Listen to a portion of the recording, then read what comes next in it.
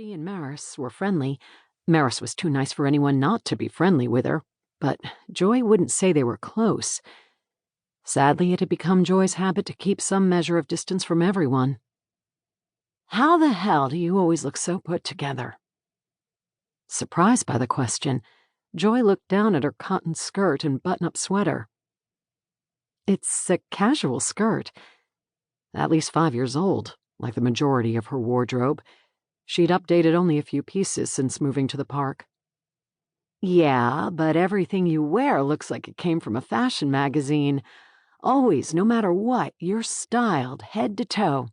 There are days I can barely get my hair into a ponytail, and yet you never have a wrinkle." Feeling suddenly self-conscious, as well as amused by the irony, Joy laughed. "Why's that funny?" Maris asked, looking genuinely curious. It wasn't like Maris to linger, so Joy hastily explained. "I was literally just thinking how great you always look, especially your ponytail. No matter what's going on, you glow." "Me?" Maris snorted. "Glow?" Even more embarrassed and feeling completely out of her element, Joy continued. "You don't need makeup or anything. You always look fresh, even when you've been working all day. There's an energy about you."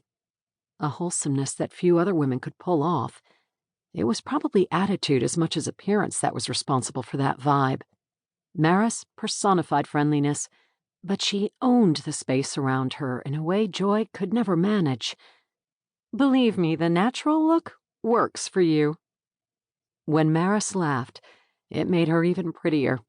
But before Joy could say so, she asked, "So, what are you up to today?" Had Maris just deflected? Maybe she was as uncomfortable with compliments as Joy.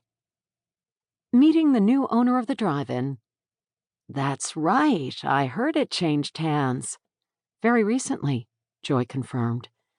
"Heard the new guy was a gorgeous hunk, too." "You... what?" Joy sputtered. A gorgeous hunk? Definitely not what she'd hoped for.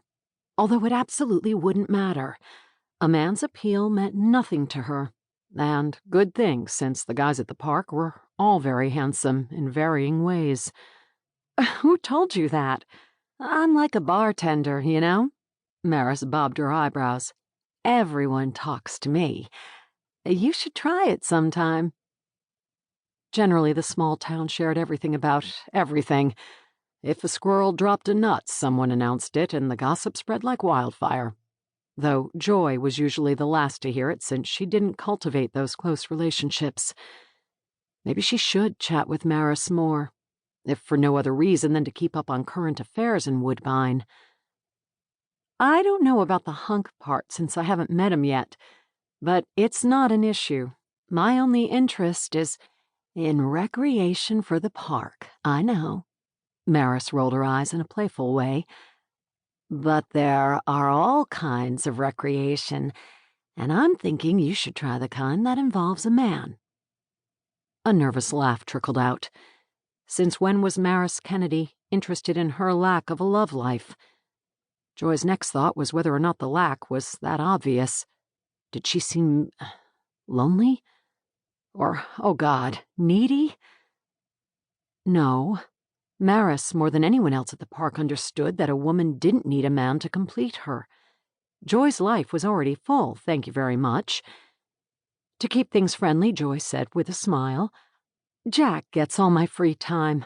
I don't even know when I'd fit in a date." Just to clarify, she added, "Not that anyone is asking." "Hello," Maris said. "You realize you have a big old blinking 'not available' sign on you, right? Guys would..." She pinched the air. "If you'd give them just a teeny tiny bit of encouragement." "But I don't want to encourage anyone. I mean, not for that reason." "Why not? Jack's in school now, so don't tell me you can't eke out an hour or two." Well, I guess, technically, I could." Joy sat at the counter and finished with, "But I won't." "Spoil sport." Maris joined her, taking the stool to her left.